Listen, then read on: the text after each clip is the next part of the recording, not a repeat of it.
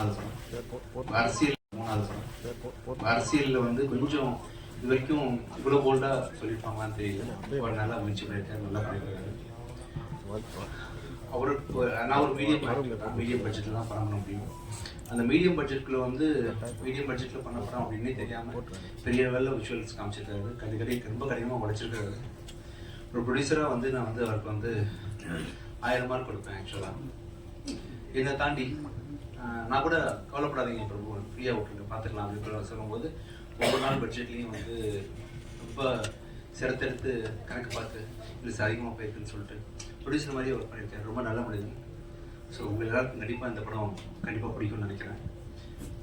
பல குறைகள் இருந்தாலும் அது கண்டிப்பாக ஓவராலாக நீங்கள் நினைச்சுன்னு நினைக்கிறேன். Thank you so much. தேங்க்யூ. எதிர்பாராத விதமாக